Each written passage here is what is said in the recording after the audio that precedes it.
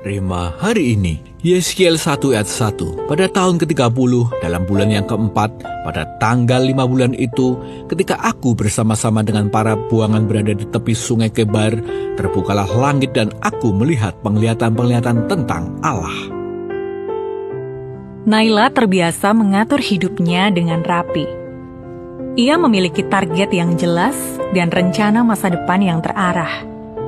Namun, dalam waktu yang hampir bersamaan, pekerjaannya goyah, kondisi keluarganya memburuk, dan hubungan yang ia pertahankan justru berakhir. Di tengah kelelahan dan rasa kehilangan, ia akhirnya berserah dan berkata, "Tuhan, aku sudah tidak sanggup." Dari titik itu, ia mulai datang kepada Tuhan dengan cara yang sederhana, meluangkan waktu untuk berdoa dan membaca firman. Perlahan, ia mulai merasakan damai dan arah hidupnya kembali jelas.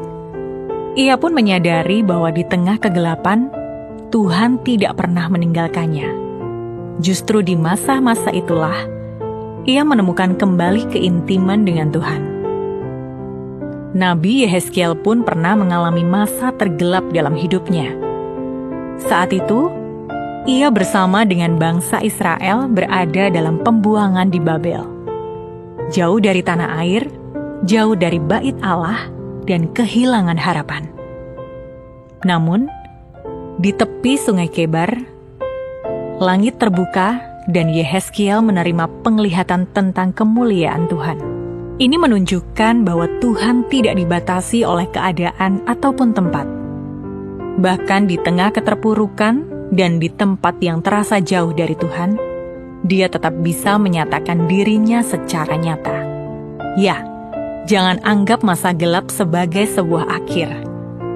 Seringkali, Tuhan membuka langit justru pada masa-masa paling kelam. Oleh karena itu, jangan hanya berdiam diri dalam keterputusasaan.